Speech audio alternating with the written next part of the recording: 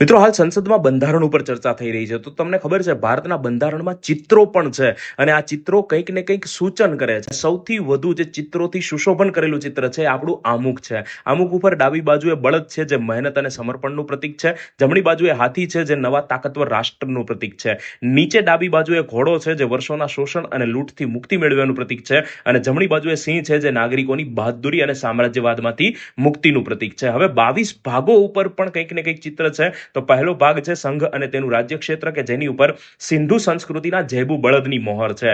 જેબુ બળદ એક શક્તિશાળી દેશનું પ્રતીક છે અને નવા ઉદિત ભારત માટે શક્તિ, એકતા અને સુરક્ષાનું પ્રતીક છે. ભાગ 2 નાગરિકતાની અંદર આસામના વન, જંગલો અને વૈદિક ગુરુકુળ છે, જે ભારતીય ગણતંત્રને એક વિશાળ ગુરુકુળ તરીકે દર્શાવે છે અને તમામ નાગરિકના સંવિધાનના અધિકાર સમાન છે દર્શાવે છે. ભાગ 3 ની અંદર મૂળભૂત અધિકારો છે, જે આપણા રામાયણની અંદર જે રાવણ વધ કરીને લંકા વિજય બાદ આપણા પ્રભુ શ્રી રામ, માતા સીતા અને પ્રભુ લક્ષ્મણ અયોધ્યા પરત ફરે છે, તો વર્ષોની ઉદાસીમાંથી દૂર થઈને એક નવા સ્વતંત્ર અને અધિકારયુક્ત અને આનંદયુક્ત રાષ્ટ્રના આગમનનું પ્રતીક છે. ભાગ 4 ની અંદર રાજ્યનીતિના માર્ગદર્શક સિદ્ધાંતો છે, જ્યાં ભગવાન શ્રી કૃષ્ણ યુદ્ધભૂમિમાં અર્જુનને શ્રીમદ ભગવદ્ ગીતાનું જ્ઞાન આપે છે. એ ભગવાન શ્રી કૃષ્ણને આપણા જે યોગ્ય દિશા નિર્દેશ કરતા પ્રતિનિધિ સ્વરૂપે દર્શાવવામાં આવેલા છે. ભાગ 5 ની અંદર સંઘ છે, જે સૌથી વધુ કલમો ધરાવે છે. અહીંયા ભગવાન બુદ્ધ સાથે જોડાયેલ મહત્વપૂર્ણ ઘટના જ્ઞાનોદય દર્શાવવામાં આવેલી છે.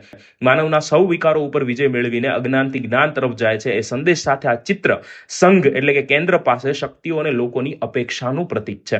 ભાગ 6 ની અંદર રાજ્યો છે, જ્યાં જૈન ધર્મના સ્થાપક અને 24મા તીર્થંકર ભગવાન મહાવીર છે, જે સાંસારિક મોહ ત્યાગી અહિંસા જ્ઞાનના માધ્યમથી શરીરની વાસનાઓ અને ઈચ્છા ઉપર નિયંત્રણ મેળવીને મોક્ષનું પ્રતીક છે, જે સૂચવે છે કે રાજ્યોએ લોક કલ્યાણના કાર્ય કરવા જોઈએ. ભાગ 7 ની અંદર પહેલી અનુસૂચિના રાજ્યો છે, જે રાષ્ટ્રપતિ દ્વારા નિયુક્ત રાજપ્રમુખો દ્વારા શાસિત રાજ્યની સૂચિ અને કાયદાઓ છે. આ ભાગના ચિત્રમાં સમ્રાટ અશોકને બૌદ્ધ ધર્મના વિચાર અને સિદ્ધાંતોનો પ્રચાર કરતા દર્શાવવામાં આવ્યા છે. આ ચિત્ર રાજ્યને યુદ્ધ અને વિનાશથી મુક્ત કરવાનું પ્રતીક છે. ભાગ 8 સંઘ રાજ્ય ક્ષેત્ર અને કેન્દ્ર શાસિત પ્રદેશમાં ગુપ્તકાલીન સમયના ગાંધર્વનું ચિત્ર હોય એવું માનવામાં આવે છે, જે પૌરાણિક સમયની અંદર સંગીતકાર તરીકે આકાશમાંથી જે છે તેઓ પોતાનું કાર્ય કરતા હતા. તો નવી દિલ્હી જે કેન્દ્ર શાસિત પ્રદેશ છે, તેના નિયમન અને શાસનનું પ્રતીક છે. ભાગ 9 ની અંદર પંચાયત, નગરપાલિકા અને સહકારી સમિતિઓ છે. ત્યાં મહાન રાજા વિક્રમાદિત્યના દરબારનું ચિત્ર છે, જ્યાં નૃત્ય કરતી નર્તકીઓ ચારે બાજુ દ્રશ્યમાન થાય છે. આ ચિત્ર દર્શાવે છે કે એમના સમયમાં પંચાયતો સમૃદ્ધ થઈ હતી, તો ખુશહાલ રાજ્યનું પણ પ્રતીક છે અને એક યોદ્ધાની આમાં મોહર પણ છે, જે દર્શાવે છે કે આ ધનુષ અને બાણ લઈને ઉભેલો યોદ્ધો રાજ્યની રક્ષાનું પ્રતીક છે. ભાગ 10 ની અંદર અનુસૂચિત જાતિ અને અનુસૂચિત જનજાતિનું ક્ષેત્ર આવે છે, જ્યાં ગુપ્તકાલીન સમયમાં મગધના નાલંદા વિશ્વવિદ્યાલયની મોહર છે, જેમાં દેવનાગરી લિપિમાં નાલંદા વિશ્વવિદ્યાલય પણ લખેલું છે. આ વિશ્વની સૌથી પ્રાચીન વિશ્વવિદ્યાલય દર્શાવે છે કે લોક કલ્યાણ માટે યોજનાઓ બનાવવી, આર્થિક સામાજિક પછાત લોકો માટે કલ્યાણકારી રાષ્ટ્રનું નિર્માણ કરવું. ભાગ 11 સંઘ અને રાજ્યનો સંબંધ દર્શાવે છે, જ્યાં મધ્યકાલીન ભારતની ઓડિશા રાજ્યની મૂર્તિકલા છે, જેમાં એક ઘોડો છે, એની આગળ 2 પુરુષો ઉભેલા છે. એક પુરુષ પાસે બાણ અને એક પુરુષ પાસે ધનુષ છે. આ બંને વ્યક્તિઓ સંઘ અને રાજ્ય છે અને ઘોડો રાષ્ટ્રનું પ્રતીક છે. આ ચિત્ર સૂચવે છે કે સંઘ અને રાજ્ય દેશના સુશાસન માટે યોગ્ય નિર્ણય લેવા જોઈએ. ભાગ 12 ની અંદર નાણાં, સંપત્તિ અને કરારો છે, જ્યાં ભગવાન નટરાજ એક માણસને મસળી રહ્યા હોય એવું ચિત્ર દર્શાવે છે કે ધન અને સંપત્તિ સાથે ઉત્પન્ન થતા લોભ અને લાલચને પણ મસળી નાખવા જોઈએ.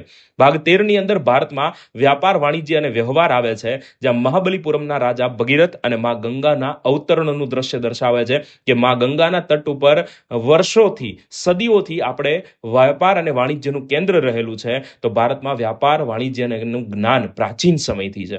ભાગ 14 ની અંદર સંઘ અને રાજ્યની સેવાઓ છે, જ્યાં મુઘલ સમ્રાટ અકબર અને 3 દરબારીઓનું ચિત્ર દર્શાવે છે કે તે સમયે જે સુવર્ણ યુગ મુઘલ સામ્રાજ્યનો ગણાતો, એમ સંઘ અને રાજ્યની સેવાઓ દ્વારા રાજ્ય વિકસિત બને છે. ભાગ 15 ની અંદર ચૂંટણીઓ છે, જ્યાં આપણા મહાન છત્રપતિ શિવાજી મહારાજ અને ગુરુ ગોવિંદ સિંહનું ચિત્ર દર્શાવે છે કે આ બંને યોદ્ધાઓ રાષ્ટ્ર માટે સમર્પિત હતા અને આ બંને યોદ્ધાઓને નાગરિકોએ પોતાના પ્રતિનિધિ તરીકે સ્વીકારેલા હતા. તો આ ચિત્રનું મહત્વ છે કે યોગ્ય રીતે ચૂંટાયેલા પ્રતિનિધિઓ રાષ્ટ્ર માટે એક સુંદર ભવિષ્યનું નિર્માણ કરે છે. ભાગ 16 ની અંદર વર્ગ સંબંધિત વિશેષ જોગવાઈઓ છે, જેની અંદર ઝાંસીના રાણી લક્ષ્મીબાઈ અને મૈસૂરના શાસક ટીપુ સુલતાન છે. તેમણે પીડિત ગરીબ વર્ગની રક્ષા કરી અને ભારત માટે બલિદાન આપેલું. તો આ ચિત્ર ભારતના એવા વર્ગો કે જેઓ વર્ષોથી શોષિત અને અધિકારોથી વંચિત છે, એમને અધિકાર અને વિકાસ માટેના સંરક્ષણનું પ્રતીક છે. ભાગ 17ની અંદર રાજભાષા છે, જે આપણા મહાત્મા ગાંધીના દાંડી માર્ચનું ચિત્ર દર્શાવે છે કે દાંડી આંદોલન જેમ રાજભાષા પણ રાષ્ટ્રીય એકતા માટે જરૂરી છે. રાજભાષા રાજ્યને એક દોરામાં મોતી જેમ પરોવી રાખે છે. ભાગ 18ની અંદર કટોકટી સ્થિતિની જોગવાઈઓ છે, જે ચિત્રમાં ગાંધીજી અને દીનબંધુ એન્ડ્રુસ 1946માં નોઆખલી વિસ્તાર, જે બંગાળના ચટગાંવ જિલ્લામાં છે, જ્યાં તોફાન થયું હતું, એની મુલાકાત દર્શાવે છે કે શાંતિ અને સદભાવ, દેશમાં ભાઈચારો અને સુરક્ષા બન્યા રહેવા જોઈએ. ભાગ 19ની અંદર પ્રકીર્ણ છે, જેમાં આપણા નેતાજી સુભાષચંદ્ર બોઝ આઝાદ હિન્દ ફૌજની સલામ લેતા દર્શાવવામાં આવ્યા છે.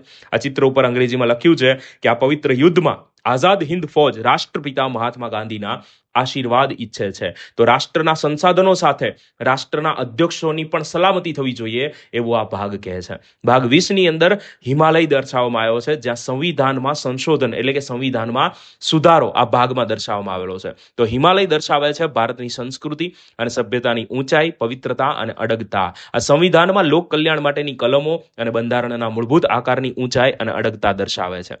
ભાગ 21ની અંદર અસ્થાયી સંક્રાંતિકાળ અને વિશેષ જોગવાઈઓ છે, જ્યાં એક ઊંટ ઉપરથી એક સ્થળેથી બીજા સ્થળે જતા લોકો દર્શાવે છે કે સમય અનુસાર આબોહવા પરિવર્તન ઉપર લોકને એક પ્રદેશમાંથી બીજા પ્રદેશ જવા માટે સ્વતંત્રતા મળશે.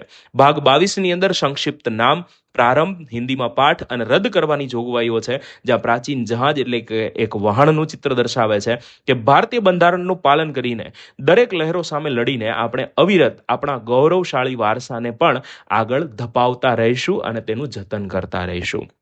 તો તમને આ બંધારણ સાથે જોડાયેલા ચિત્રો અને એની મહત્વ દરેક ભાગ સાથે કેવું લાગ્યું? તમે અત્યાર સુધી આવું સાંભળ્યું હતું કે નહીં, એ કમેન્ટ કરજો. અને આવી યુનિક અને મજબૂત માહિતી તમારા અન્ય મિત્રો સાથે પણ શેર કરો, સેવ કરી લ્યો, કામ લાગશે. અને વધુ માહિતી માટે મારી ઇન્સ્ટા આઈડી ઓફિસર કરંટને ફોલો કરી લ્યો. જય હિન્દ.